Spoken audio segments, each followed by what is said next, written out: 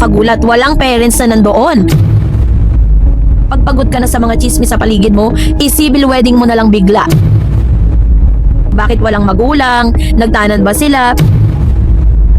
Assess at mga bro, tapos na ang pila ng at chismis era dahil may giant plot twist na naman tayo. From showbiz royalty, grab your iced coffee muna, prepare your fragile heart, and let's dissect the absolute mother of all celebrity tea, si Queen Bea Alonzo at ang retail prince na si Vincent Co kinasal na po. Ano nga ba ang detalye ng kaganapang ito? No, may prenup pa ba na kinonsidera sa kanilang kasal? Yan ang pag-uusapan natin. But before that, if you haven't subscribed yet to my YouTube channel, please don't forget to like, share, and subscribe at i-hit mo na rin ang notification bell for more showbiz updates.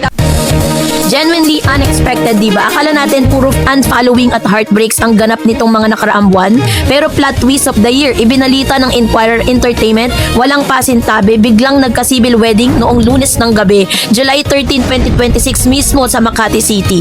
At ang nag-officiate, none other than Makati Mayor Nancy Binay mismo. Ang lakas, diba? Parang pang teleserye ang level ng secrecy. Kung feeling mo lost ka pa sa timeline ng kanilang love story at kung paano tayo humantong sa biglaang pagkasalang ito, upo ka muna. I-breakdown natin lahat ng resibo, chika, at behind the scene tea sa ultra-exclusive, low-key pero high society wedding na ito. Let's go! So ito na, the shocking resibo. Sino, saan at kailan? Unang-una sa lahat, paano ba sumabog ang balita?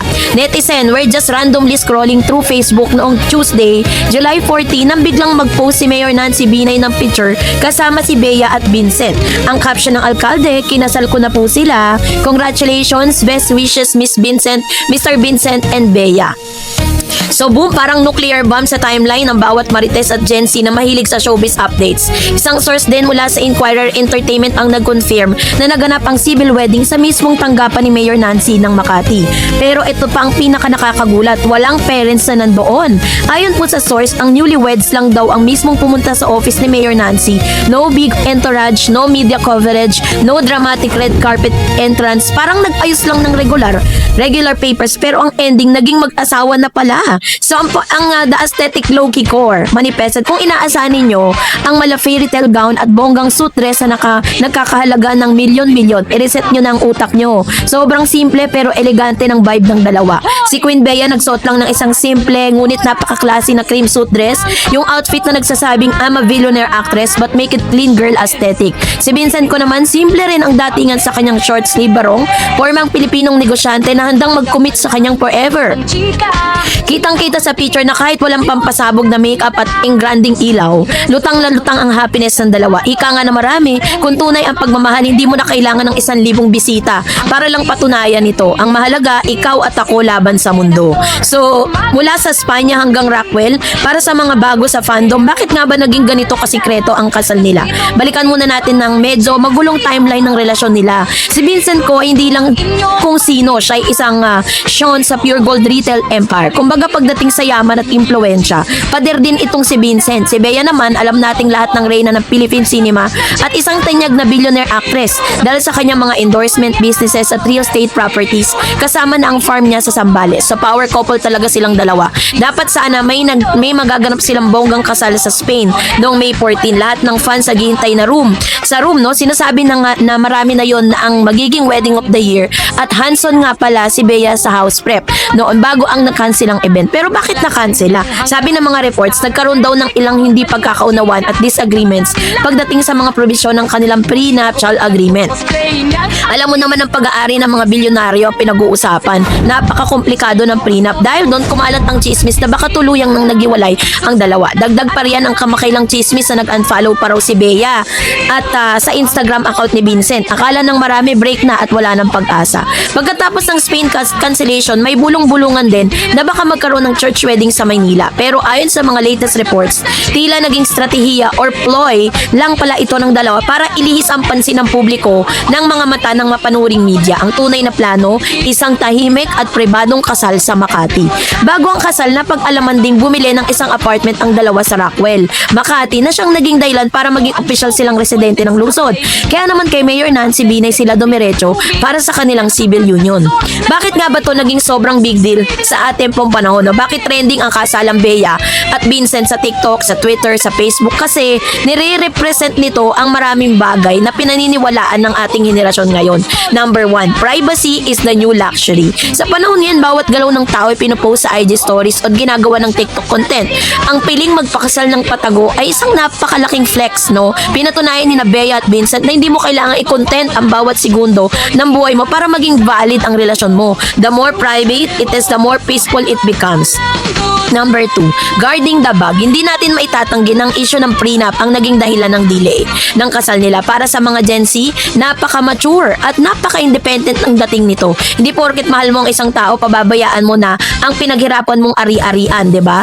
Ang pag-uusap kasi ng tungkol sa ari-arian at pera bago ang kasal ay hindi daw kawalan ng tiwala, kundi tanda ng maturity at respeto sa isa't isa. At ang katotohanan ng naayos nila ito at nagpakasal pa rin sila, ibig sabihin lang na-resolve nila ang problema bilang matatalinong matatanda.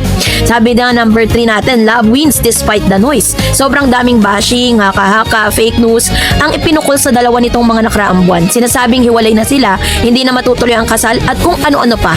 Pero sa huli, 'di ba, anong ginawa nila? Pinalipas ang bagyo, nag-focus sa isa't isa at nagpakasal ng walang nakakaalam. Sabi nga sa kanta, kill them with kindness. O sa kaso nila, kill them with a marriage certificate. Yun na, 'di ba? So ano nga bang naging reaksyon ng mga netizen, no? The Hardcore Marites Chronicles. Hindi magiging kompleto ang balitang ito kung hindi natin titignan ng iba't ibang reaksyon ng mga netizen sa social media.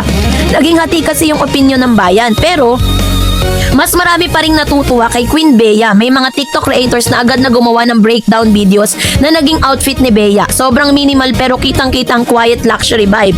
Sabi ng isang fashion influencer, ang cream suit dress ay naging instant info na para sa mga nagbabalak ding mag-civil wedding sa bansa. May mga nag-tweet naman na grabe si Bea Alonzo, kala ko sa sad girl na naman ang timeline natin. Yung pala plot twist na nawagas. Deserve mo maging masaya, Queen.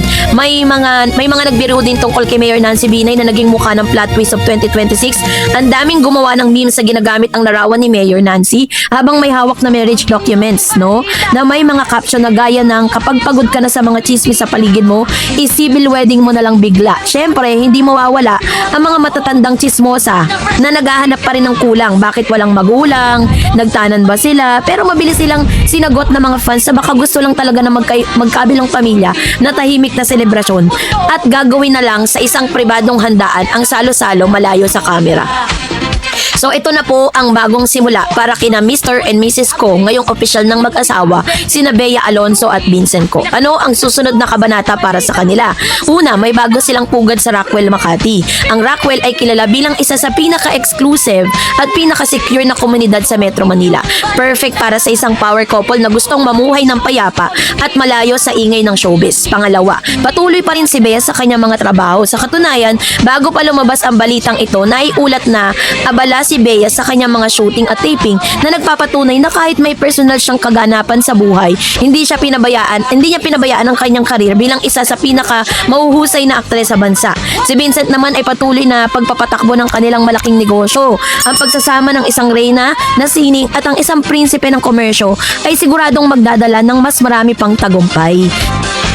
OMG, abay piling-pili lang pala, no? Ang mga imbitado dun po sa isang wedding of the year na talaga namang nag-iwan ng napakatinding kasiyahan at selebrasyon para sa mga fans ni Bea Alonzo, because after, sabi nga po ng kasabihan, 'di ba, parang sa hinaba-haba ng prosesyon din sa simbahan din ang tuloy, no? Kaya naman yan ang pag-uusapan natin. But before that, if you haven't subscribed na kayo sa nuclear level shock drop kahapon nang i-announce ni Mayor Binay na official ng kasal si Queen Bea Alonzo at ang Pure Gold CEO Retail Prince na si Vincent Ko. Well, mag-ready kayo. Nag-drop lang naman ang Metro Style ng pinaka-detailed, pinaka-aesthetic at pinaka-exclusive na lookbook at breakdown na nagaganap sa Ultra Private Civil Union noong Monday, July 13, 2026 bandang alas 7 ng gabi. At hindi lang to basta-basta wedding. Ito'y isang masterclass sa kung paano magpakasal ng palihim pero nananatiling very demure, very mindful, and very cutesy.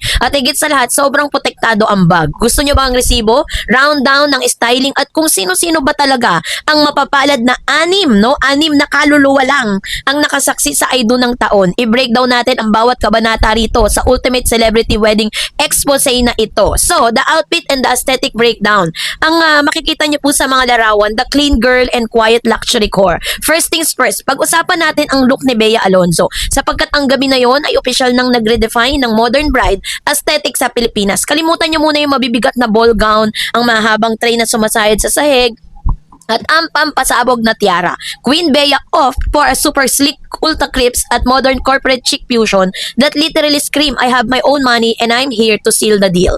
The bridal outfit, white blazer plus lace skirt fusion, ayos of high fashion spiel ng Metro Style. Si Bea ay nagsuot ng isang customized white blazer na may napakatapang at napaka-eleganteng deep V neckline. Ang contrast ng matigas at structured na blazer laban sa napakalambot, detalyado at ultra feminine na lace skirt ang nagbigay ng tinatawag nating perfect visual balance. Hindi siya mukhang aaten ng board meeting at hindi rin siya mukhang aaten ng prom. She looked like a powerhouse woman taking control of her own destiny. Para sa kanyang bouquet, she carried simple but elegant blooms consisting of white roses and white tulips at white orchids, and according to initial report, no crazy colors, no dramatic green fillers, pure pristine and clean, just like her love story with Vincent. Simple pero punong-puno ng halaga at walang halong distraction.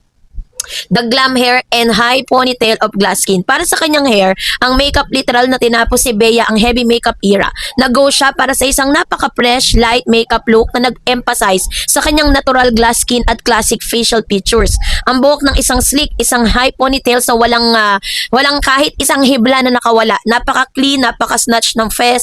At look na ito ay perfectong complement no sa kanyang modern suit dress setup. So, ang groom naman, si Vincent Short Sleeve Barong, hindi rin nagpatalo si Vincent ko pagdating sa malinis na presentasyon. Siya ay nagsuot ng isang classic short sleeve barong, napaka-presko, napaka-Filipino, at napaka-swak sa isang formal ngunit mabilisang civil ceremony sa Makati City Hall. Walang yabang, walang kailangan patunayan, just pure clean aesthetic for the pure gold boss man.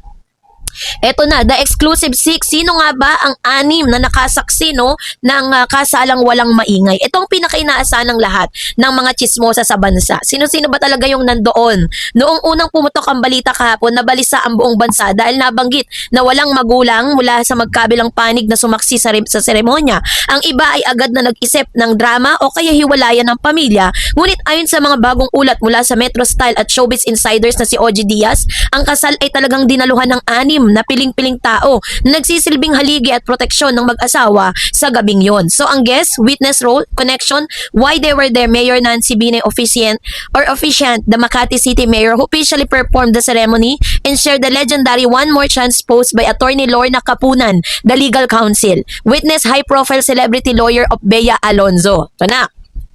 Her presence confirmed that everything legally and financially signed, sealed, and secured. Owners of the Secosana Bags witnesses, business partners, close associate, and partners of Bea in her travel essential brand Bash. They serve as the ultimate trusted inner circle, select inner circle members, close support system, a few trusted non-showbiz staff, and friends who ensure the security and extreme confidentiality of the event. The power behind Lorna Capunan's presence. Let's talk about Attorney Lorna Capunan being there because honey, that's his huge statement. Sa mga hindi nakakaalam, si Attorney Lorna Capunan ay isa sa pinakamatatalas, pinakasikat at pinakamaimpluwensyang abogada sa Pilipinas. Ang kanyang presensya hindi lamang bilang isang regular na panauhin, siya ang legal na kalasag ni Bea Alonzo. Matatandaan ang pinakaunahang dahilan kung bakit na-delay at kalaunan ay na-cancel ang planong wedding of the year sa Spain noong May 14 ay ang controversial na pag-uusap tungkol sa kanilang prenuptial agreement.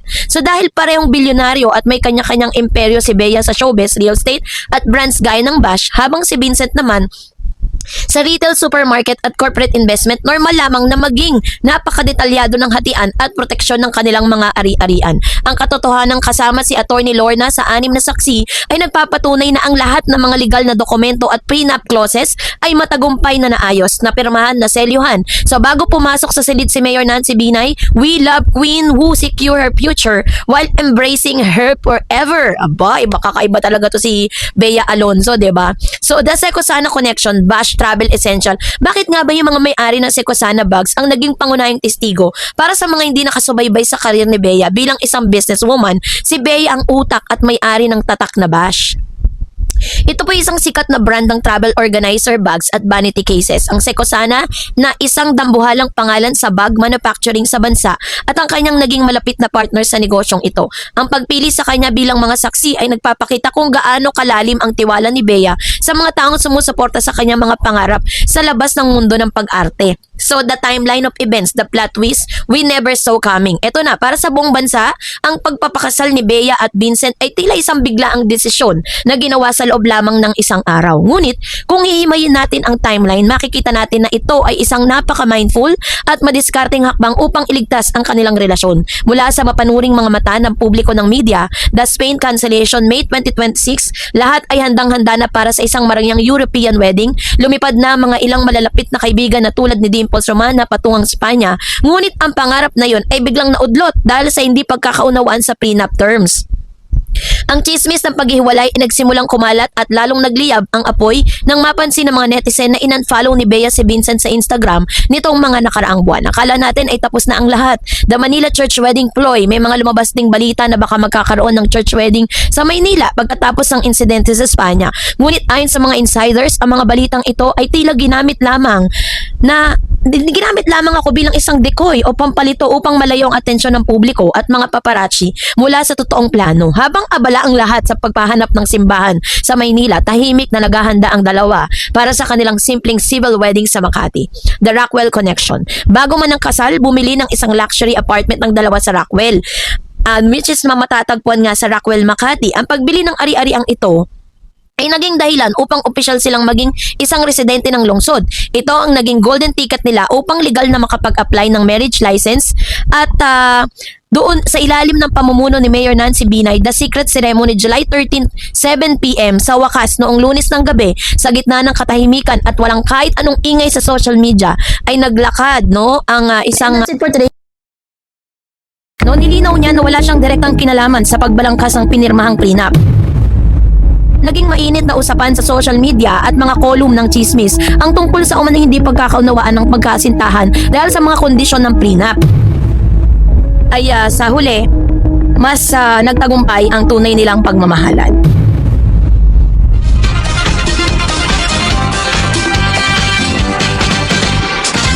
Abogado ni Miss Bea Alonzo at Mr. Vincent Co. abay nagbigay ng kanilang statement patungkol sa nangyaring pagpili ng prenuptial agreement ni Bea Alonzo at Vincent Co. Ano nga ba ang mga kaganapan at paano nga ba sila nag-come up sa ganitong desisyon? Ang lahat ng yan ay pag-uusapan natin, but before that, if you haven't subscribed yet to my YouTube channel, please don't forget. So narito na ang ilan sa mga talaga naman pinag-uusapan na wedding of the year nitong si Bea Alonzo at si Vincent Co. Kasi marami pong mga katanungan at mga legal na aspeto na naglitawan patungkol po sa kanilang napakasayang kasalan, napakasimple pero eleganteng kasal. So ito po yung ating topic, no. So dito po ay nangyari, no, opisyal lang pinatunayan ng legal na kinatawa ng tanyag na aktres na si Bea Alonzo na siya ang kanyang kabiyak, ang negosyante at presidente ng Pure Gold Prize Club Incorporated na si Vincent Co. ay ganap ng nag-isang dibdib. Kasabay ng kumpirmasyong ito, binigyang linaw ng kampo ng aktres ang mga haka-hakang bumabalot sa kanilang prenuptial agreement or prenup. Ayon kay Attorney Joey V. Garcia ng Guerra Law na siyang legal na tagapayo ni Alonzo, ang pagpapasya at paglagda ng dalawang panig sa naturang kasunduan bago ang kanilang kasal ay ginawa ng may buong kaalaman, kalayaan at pagkukusa na taliwas sa mga naunang ulat na nagkakaroon ng matinding sigalot o pag-aalinlangan sa pagitan ng magkatipan. So narito naman ang ilan sa mga detalye ng pagpirma. Ginanap ang simpleng pag-isang dibdib ni Bea Alonzo at Vincent Co. noong gabi ng Lunes, July 13, 2026, bandang alas 7 ng gabi sa Makati City Hall. Ang nasabing civil wedding ay pinangasiwaan mismo ni Makati Mayor Nancy Binay sa loob ng kanyang opisina. Ang seremonya ay dinaluhan lamang ng napakalimitadong bilang ng mga saksi, 4 na malalapit na kaibigan lamang ng mag-asawa at ang nakasaksi sa pagpapalitan ng sumpaan. Ang kanilang mga magulang ay hindi rin nakadalo sa nasabing pribadong okasyon. Sa pagpapatunay ng alkalde noong Martes ng Hulyo 14, maglabas ng pahayag at larawan si Mayor Mark or Mayor Nancy Binay sa kanyang social media account na may caption, kinasal ko na po sila, na nagpapatotoo sa naganap na kasalan. So patungkol naman po sa issue ng prenuptial agreement na naging talagang malaking issue, no, para dun sa hindi naganap na kasal sana sa Spain. Bago pa man ang opisyal na anunsyo ng kasal, naging mainit na usapan sa social media at mga column ng chismis ang tungkol sa umano hindi pagkakaunawaan ng pagkasintahan dahil sa mga kondisyon ng prenup. May mga haka-haka pa nga itong naging dahilan kung bakit naantala o hindi natuloy ang kanilang nakaplanong marangyang kasal sa Espanya na nakatakda sana noong nakaraang May upang proteksyonan ang integridad ng kanyang kliyente at upang ituwid ang maling impormasyon. Naglabas ng opisyal na paglilinaw si Attorney Joey V. Garcia ang mga naunang ulat na nagpapahiwatig na mayroong anumang pagtatalo, pag-atubili o hindi nalutas na issue tungkol sa prenuptial agreement ay hindi tumpak bilang legal na kinatawan. Maaari kong kumpirmahin na ang magkabilang panig ay malaya, may sapat na kaalaman at voluntaryong lumagda sa kanilang prenuptial agreement. At ang parehong dokumento ay maayos sa pinirmahan ni Ms. Bea Alonzo at Mr. Vincent Co. Bago ang kanilang kasal, idinagdag pa ng abogado na walang anumang legal na hadlang or legal impediment na naidulot ang pagpapatupad at paglagda ng nasabing kasunduan. Sa pamamagitan din, itinanggi ng kampo ni Alonzo ang mga chismis na nagkaroon ng pilitan o hidwaan sa panig ng pamilya ko o sa panig ng aktres hinggil sa paghahati-hati ng ari-arian o sa iba pang personal na sugnay or clauses na kasunduan. Ang paglilinaw pa ng ibang mga kasangkot na personalidad bukod kay Attorney Garcia, hiningan din ng reaksyon ng isa pang tanyag na abogado na si Attorney Lorna Kapunan na kilalang nagbibigay na din ng illegal na payo kay Alonzo sa iba pang mga usapin. Pahayag ni Attorney Lorna Kapunan sa mga panayam na sa kanya ipinaabot ni Attorney Kapunan ang kanyang pagbati sa bagong kasal. Nilinaw niya na wala siyang direktang kinalaman sa pagbalangkas ng pinirmahang prenup. Sa kanyang biro, sana nga akong gumawa ng prenuptial agreement. Pinagdiwang din niya ang desisyon ng dalawa sa magpakasal at pinabulaanan ang mga ulat na naroon siya bilang saksi sa mismong araw ng kasal. Sa pananaw ng showbiz commentator na si Ogie Diaz, ayon sa naunang ulat ng talent manager na si Ogie Diaz na siyang unang nagbunyag ng balita tungkol sa civil wedding, ang usapin ng prenup ay hindi naging malaking issue sa pagitan ng dalawa dahil pareho naman silang may sariling kakayahan sa pananalapi. Inayag ni Diaz na ang prenup ay isang practical na hakbang at hindi dapat tignan bilang mitya ng away, lalo na't matagal ng pangarap ni Bea ang magkaroon ng isang matahimik at pribadong kasal. Sa analysis at legal na konteksto ng prenup sa Pilipinas, sa ilalim ng Batas ng Pamilya sa Pilipinas, the Family Code of the Philippines, ang prenuptial agreement and marriage settlement ay isang legal na kontrata na pinapasok sa magkaisang irog bago ang kasal upang itagda ang rehimen ng pag-aari ng kanilang mga ari-arian sa panahon ng kanilang pagsasama. Sa aspeto ng kasunduan, karaniwang nilalaman sa ilalim ng batas ng konteksto sa kasong Alonzo at Co. Katiyakan ng ari-arian ay maaaring piliin ng absolute community of property or conjugal partnership of gains o complete separation of property na tinitiyak nito ang proteksyon sa kanilang pre-existing na yaman. So, ang pagpasok sa isang prenuptial agreement, lalo na sa mga individual na may mataas na katayuan sa lipunan at may malalaking negosyo o ari-arian ay isang karaniwan at matalinong legal na hakbang. Sa kabila ng mga lumalabas na maling naratibo sa mga nakalipas na buwan na nagdulot umano ito ng hidwaan, ang matagumpay na pagpapakasal ni Bea at Vincent ay patunay na nagkasundo ang dalawa ng panig ng walang anumang mabigat na suliranin. So sa balitang ito pinatutunayan na kinasal sila with prenup agreement, pero hindi po naging hadlang yung prenup agreement po na yon para hindi tuluyang matuloy ang kanilang kasal. Pinapatunayan nila dito na talagang love wins, na kahit ano pang mga issue ang naglabasan ay talagang tuloy na tuloy pa rin ang kanilang kasal. Ang pagpapakasal ni Bea Alonzo at Vincent Co ay nagmarka ng isang bagong yugto sa kanilang buhay pag-ibig sa kabila ng mga pagsubok at pampublikong pagsusuri. Ang opisyal na payag ng kanilang abogado ay mabisang nagpatahimik sa mga negatibong chismis at haka-haka tungkol sa kanilang prenuptial agreement.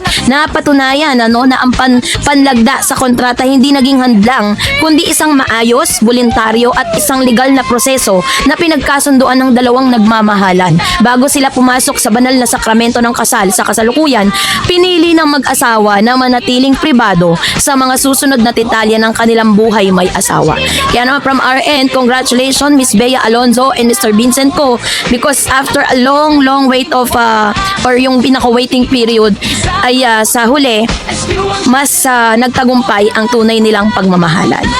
So that's it for today. For more videos and updates, please don't forget to like and subscribe, and please don't forget to follow my Facebook page, Dareds TV and Dareds channel. God bless everyone. Chika na parang tinipid yung kasal, bilyonaryo naman yung dalawang to, bakit ganun daw yung naging outcome ng kasal? Na bakit daw wala ang kapwa magulang, mga magulang ni Bea at saka magulang po nitong si Mr. Vincent ko.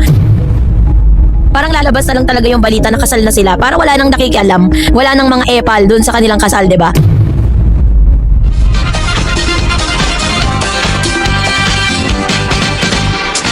Matapos ang tinatawag na wedding of the year ni Bea Alonso at Vincent Co. Ang tanong ng bayan, tinipid nga ba ang kasal ni Bea, the billionaire Bea Alonso at Vincent Co? Yan ang ating sisiyasatin maya-maya lang. But before that, if you haven't subscribed yet to my YouTube channel, please don't forget to like, share. Naging ugong ng chismis at ang malaking katanungan ng publiko kung bakit ang isang A-list superstar na si Bea Alonso at ang presidente ng isang dambuhalang supermarket chain, Vincent Co. ng Pure Gold, ay nagdaos ng isang tila simpleng civil wedding sa Makati City Hall na sinundan ng isang napaka-eksklusibong reception para lamang sa 12 piling bisita.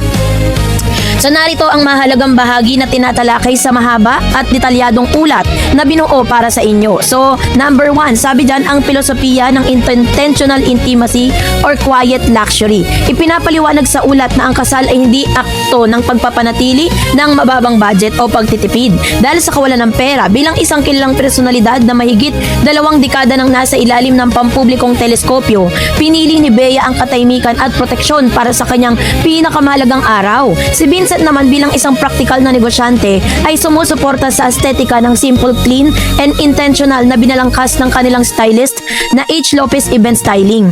Ang pangalawa, ang controversial, the 3,000 Wado cake. Wow, hinimay sa ulat ng chismis tungkol sa minimalist cake na binili sa Maginhawa, Quezon City bilang isang regular order. Bagamat mukhang mura para sa isang sikat na tao, ang cake ay ang premium na lasa or layers red velvet, vanilla at chocolate cake na may tableau ganache fillings or tableya ganache fillings. Ang hakbang na ito ay nagpapakita ng pag-iwas sa tinatawag na wedding tax o artificial na pagpapamahal ng mga supplier kapag na lamang para sa isang sikat na personalidad ang produkto. Sa pangatlo, ang kumpletong menu sa Choco Asador. Sabi niyan, the feast, no? Itong pinakamalaking patunay na hindi talaga tinipid ang kasal. Bagamat isang dosenang katao lamang naroroon, ang kalidad ng mga putahing inihain sa kanila mula sa tanyag na Spanish restaurant na Choco Asador ay sumasailalim sa sukdulang karangyaan. Grabe naman yun, di ba? Ito po yung mga pika-pika nila, sabi diyan. Meron diyang, ang hirap banggitin ng mga pangalan, no? Charcuterie, board pan,